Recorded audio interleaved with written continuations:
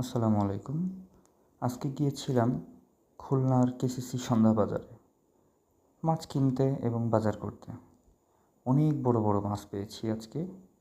দেখেন কত বড় বড় পাতাড়ি মাছ, যেটাকে আপনারা ভেটকি মাছও বলতে পারেন। পাঙ্গাস মাছ ছিল নদীর, অনেক বড় বড়।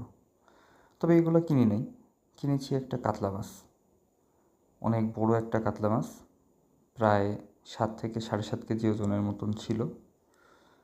দেখেন একটা জ্যান্ত কাতলা মাছ। আসলে সন্ধ্যা বাজারে আসলে এই মজাটাই পাওয়া যায়, আপনি জ্যান্ত মাছ পাবেন। রুই মাছ ছিল, মৃগেল ছিল। এরপর দেখেন আমাদের যে কাতলা মাছটা, সেটা আমরা কোটার কাজ চলতেছে, এখানে আঁশ ফেলাচ্ছে। এই আঁশ ফেলে, 2 সাইডের আঁশ ফেলে তারপর মামা খুব সুন্দর করে প্রসেস করে কাটলেন। এটা দেখতে থাকেন।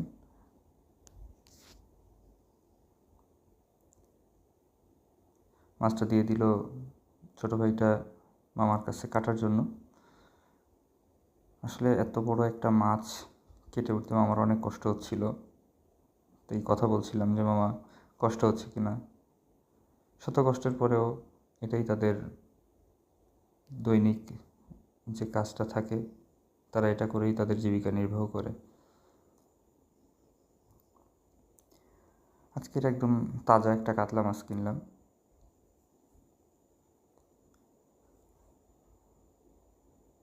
মাছটা ছোটো ছোটো করে পিস করে দিলেন মামা।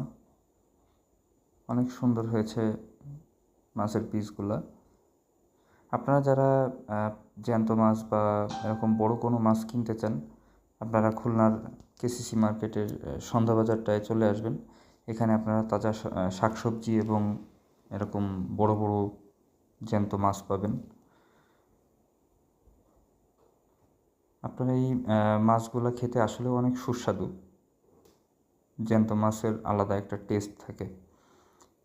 আর এরকম চাষের বলেন বা নদীর বলেন, তারা আসলে বলে নদীর, আসলে নদীর না, এগুলো চাষেরই মাছ। এই বড় বড় কাতলা মাছ বলেন, রুই মাছ বলেন, এগুলো খেতে আসলেই অনেক সুস্বাদু, অনেক টেস্টফুল হয়। মামা এটাকে ছোট ছোট করে পিস করে দিচ্ছিলেন। আপনি যেভাবে বলবেন সেভাবেই আসলে তারা পিস করে দিবে। চাইলে বেশি ছোটও করতে পারেন, যাদের যেরকম নিড আর কি। বড়ও রাখতে পারেন, তবে আমার মনে হয় বড় করে রাখলে আসলে টেস্ট কম হয় রান্না করলে। যার জন্য যদি একটু সাইজে ছোট করেন, মাছটা খেতে আসলে অনেক সুস্বাদু লাগে।